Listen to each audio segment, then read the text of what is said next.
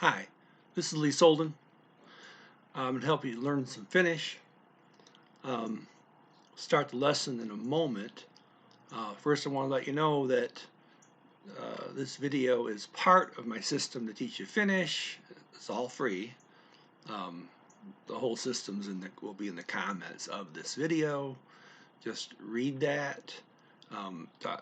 Basically, there's 3 habits you need to get into to learn Finnish. The first habit is surround yourself with it. In other words, listen to it a lot. You don't have to pay attention to it, but it should be playing in the background as you eat, as you study other things, as you get ready for bed at night, as you get ready for the day in the morning. Have the Finnish playing. You don't need to pay any attention to it. You can completely ignore it, but you need it in your ear for a couple of reasons. Second habit you need to get into is ear tuning exercises. After about a week of always hearing that Finnish in the background, then you start doing ear tuning exercises. Instructions for this will be, again, in the comments, along with the ear tuning syllables that you'll need. Again, this is all free. No hidden charges. Okay. Third habit, and that's where this video gets into, is called, I call them read-throughs, but it's associations of the Finnish words to the English words. Okay. So you think the third habit is associations. Every day you want to be doing associations. And you want to do it to where it's from a story. So every time you learn a word, it's in the context of a sentence, in the context of a paragraph. So you don't want to learn just a bunch of random words. You want to learn how to understand a particular story. Okay, that's going to help you do. A very, very practical way to learn any language. One sentence at a time, one word at a time, all in a paragraph, preferably in a story. Okay, so let's get started. This is 122 in the audiobook I'm helping you learn. First word is nainen. Okay, it means woman. It's the subject of the sentence, so there are no suffixes. A suffix is some letters added to the end of a word, and there aren't any. So she's the subject of the sentence, nainen. Okay, there is no a or the in this sentence because, well, Finnish doesn't have such things. Okay, they don't have those articles. Okay, next word, kusu, means asks. Okay, it is from the verb to ask, which is kusu a. That a is called it a umlaut a. Okay, like a with a couple of dots over the top. Okay, verbs in Finnish are conjugated for person, tense, and mood. In other words, they take the base form, which is the infinitive form, which in this case again is kusuä, and they change it. They make the ending of the verb match the person speaking. So for I, it would be one ending. For we, it's another ending. Okay. Okay, here it is a simple present tense, talking about kusu, which means he, she, or it asks. Conjugated for he, she, it. Okay, Finnish does not have genders, so the pronoun, if they used one here, which they usually do not, would be the same for he or she. The conjugation rules vary according to which letters a verb ends with, and there's 6 different ways they can end with. In this particular case, the a umlaut, is dropped. Then you either add a U or a Y, depending on what they call vowel harmony. Here we choose Y to match the Y already there earlier in the word. The theory behind vowel harmony, they say it's easier to pronounce a word if you're pronouncing the same vowel or the same family of vowels in the first part of the word and the end of the word. They always make a match, and this is something in word after word after word. They have vowel harmony. We'll get into more of that later. Next word is Yodakin, which means something Yodakin, this without the K, is seen more often per what I'm reading, but there is no difference in meaning nor use. Okay. By the way, hey, I'm learning Finnish myself, right? Whatever I learn, I'm turning around and making lessons for other people. And this is the first lesson I'm doing. I'll be doing more. Let's keep going here. Next word, kaupan, means stores. The N at the end of the word is like an apostrophe S in English, showing possessive, okay? Now that N can be used for other things in Finnish besides possessive. We'll see that in this lesson. It's used for something else. But in this case, it's the possessive. Now, store is actually kauppa with two P's. When you conjugate it, or I should say conjugate it, when you add the N to make it possessive, stores, or if you add any, anytime you add any suffix, any letters to the end of a word, you automatically change the ending consonants, or the consonants toward the end of the word, if those consonants involve the three letters K, P, or T. Now here we started with kauppa. There's two P's. Okay, and by the way, in Finnish you pronounce everything. So if there's two P's there, you pronounce both of them. Kauppa. That's the word store. But stores, you add the N, and when you add anything to kauppa, you have to go look to see if there's P's, K's, or T's. Okay, and there's two P's there. Well, the rule is if it's two P's, it goes down to one P. So the word is stores is kaupan, only one P, kaupan. And okay, although the three most usual rules, I'm going to tell you those right now. If you got two K's, it goes down to one K. If you got two P's, it goes down to one P. If you got two T's, it goes down to one T. Not too difficult, right? Okay. So here again, the PP in kauppa gets reduced to one P, giving you kaupan. Okay. And I'm stressing the last syllable. It's not how you say it. In Finnish, you always stress the first syllable of a word. So this is kaupan. Okay. Okay, next word means from the clerk. Okay, that word is muyalta. Okay. And the word clerk is muye. And then it has an ending, LTA. Now, the LTA ending means from, but it can be LTA or LTA umlaut. So it could be ilta, ilta, or ilta, the A umlaut. Okay. Which one you pick? Well, again, you look at vowel harmony. This word muya, clerk, already ends with an A umlaut. So you choose the LTA umlaut ending to match it, okay? And so from the clerk, because the woman is asking information from the clerk. So I mean, it says the woman asks a question from the clerk. Well, okay, she's asking information from him. Okay, now you need to know for today's lesson. This is what is called an external reference. The information that is not coming from inside the clerk, it's coming from the clerk. So it's called, again, called an external reference. It's just, in other words, it's not internal, okay? I use external / surface. So from that clerk, the information is coming, okay? Now, the info is coming from the clerk, not from the inside of the clerk. Eventually, you will also need to notice there is motion involved here.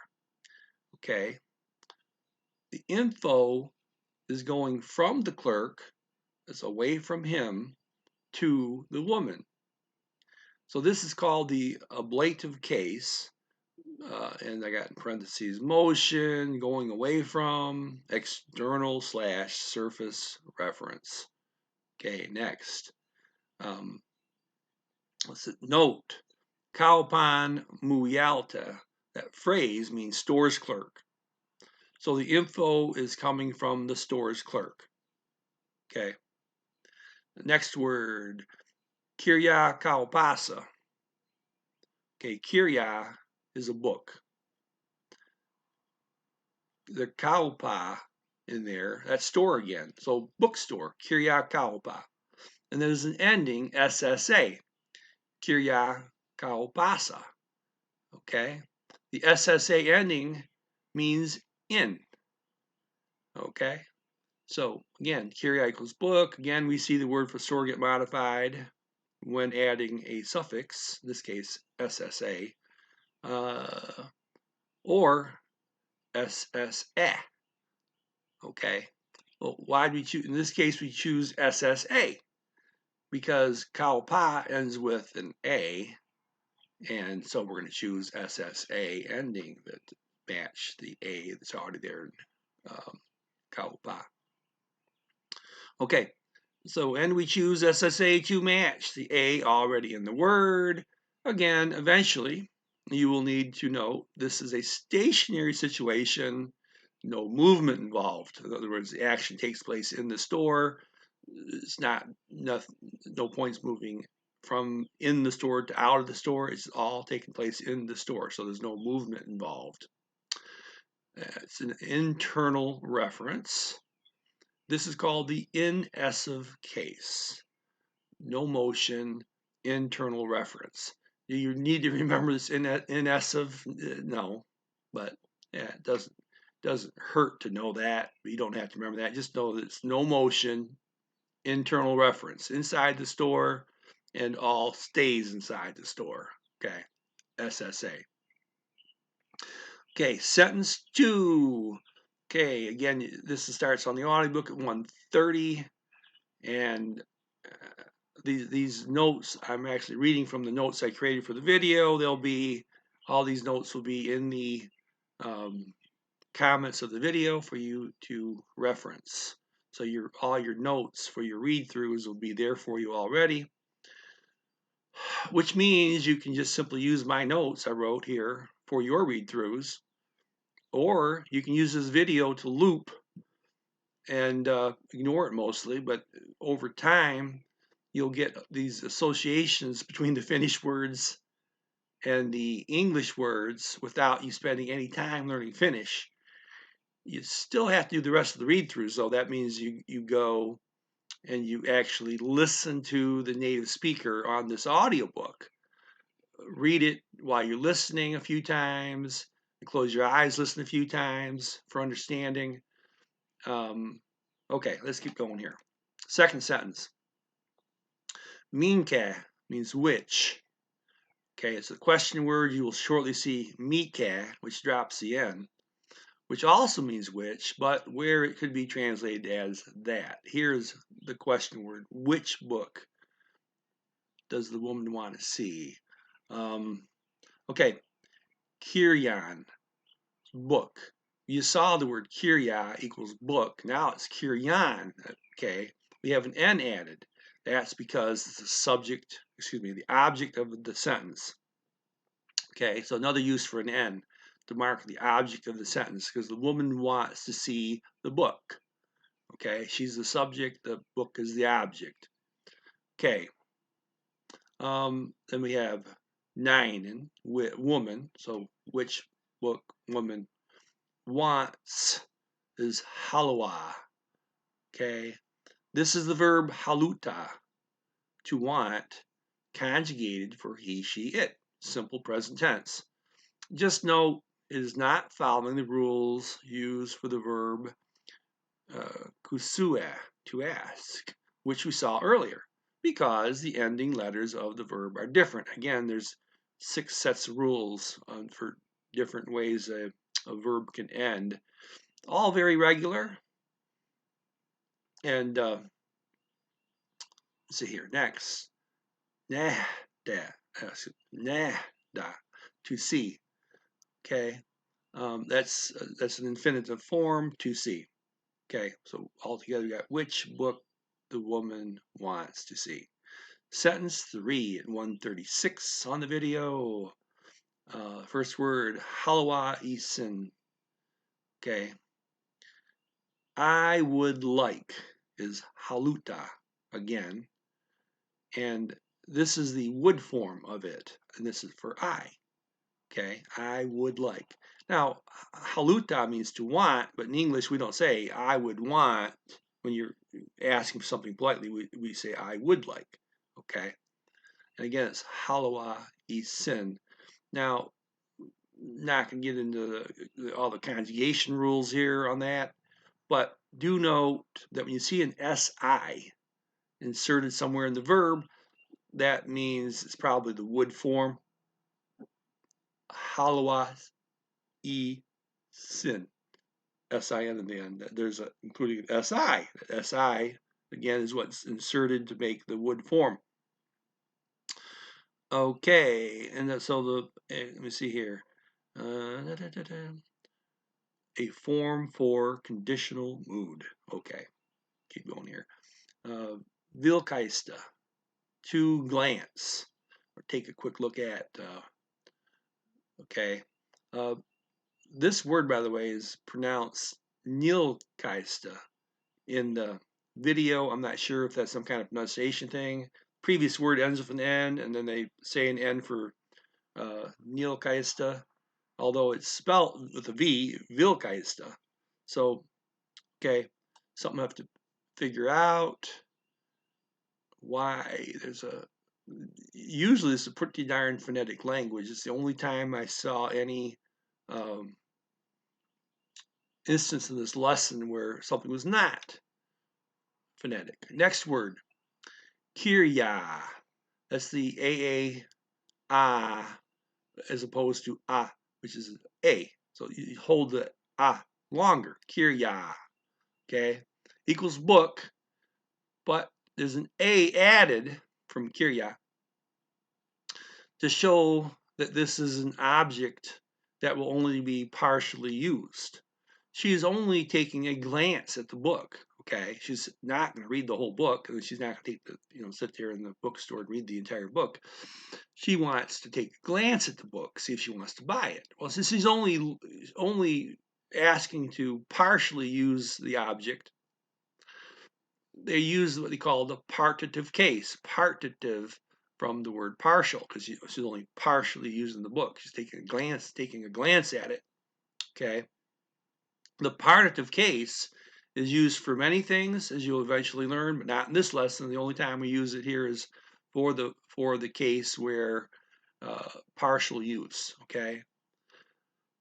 Okay. And next word here is tuala.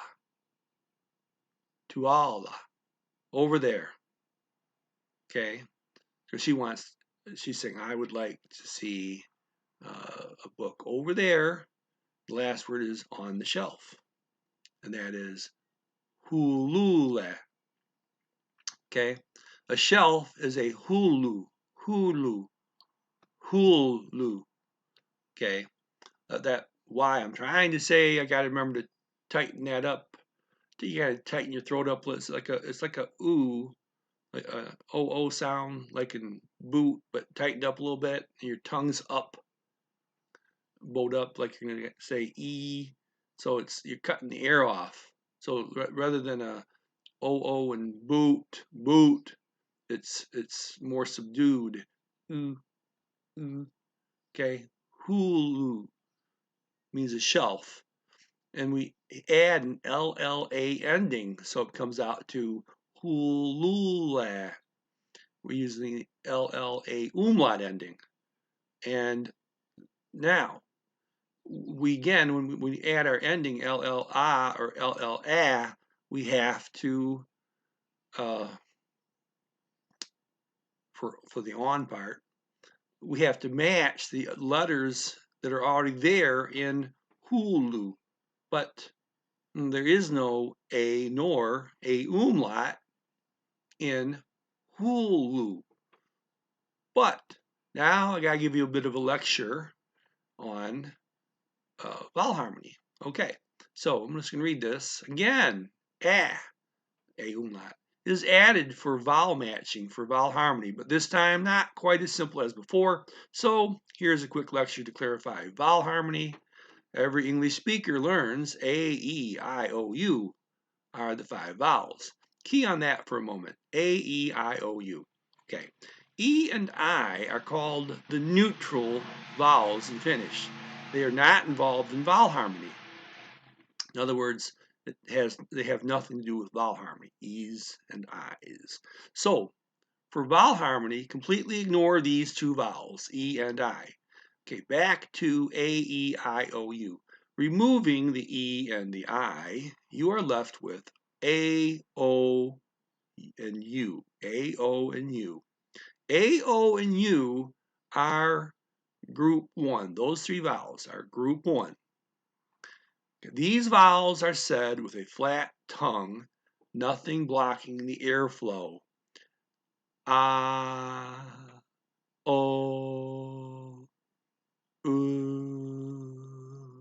Okay, nothing's blocking airflow through your mouth. In contrast, their counterparts, A umlaut, O umlaut, and Y, are said with the tongue bowed up toward the back of your mouth, blocking some of the airflow. So bowed up as if you are saying the English E, double E, as in need. Okay, so A umlaut, O umlaut, and Y are group 2. Okay, putting them next to each other, you have A, O, and U versus A umlaut, O umlaut, and Y. Again, the Y, some people look at it as like similar to the U umlaut in German, if you know German. I'm not sure why this language chooses to use a Y versus a U umlaut when they're using the Germans A umlaut and the Germans O umlaut, but then instead of U umlaut, they're using the Y. I don't know. So anyway, it goes, if you know German, you just think of A umlaut, O umlaut, U umlaut. Okay. If you don't know German, then you're gonna have to think of A umlaut, O umlaut, and Y. In German, umlaut just means you got your tongue bowed up like you're gonna make an E. So umlaut actually means E in German. And in German, you can actually spell words with an E instead of the umlaut symbol, the 2 dots. And that's fine in German. This language, no, they don't want you to do that. You never spell O umlaut with OE. You spell it O with the two dots. So by the way, people, like if you're learning Swedish keyboard's fine because they use the Swedish alphabet, okay? Okay, the rule is simple. Only vowels from one group are allowed in a word. Okay, back to this case. Group 2 vowel Y is already in the word. So we choose the group 2 vowel A umlaut for our ending. And which case is this? Okay, back to the cases here, because we're adding an L, A umlaut. Stationary, as the book is not going anywhere quite yet, it's just sitting there on the shelf. It's exterior/surface. The book is certainly not inside the shelf. It's on the shelf, the surface, right? So no motion, exterior/surface, called the adhesive case, LLA/LLA. And I put stationary, exterior/surface. Okay. P.S. There are just 6 things on this chart as to what suffix to use in regards to location, and you will know 4 of them by the end of your first lesson. While LLA and LLA does not directly translate to on. If talking of a shelf and it not being inside the shelf, then where could it be than on the shelf, right? So you're gonna use some common sense, and you're gonna get some with a little bit of experience. You're gonna get a chart up in your mind. Oh, you want a certain English prefix. Which case do you use? Okay, but again, there's only 6 of them.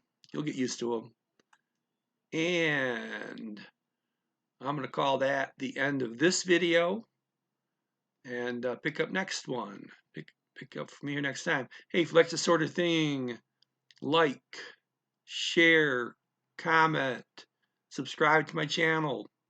This is Lee Solden. Everybody have a great day.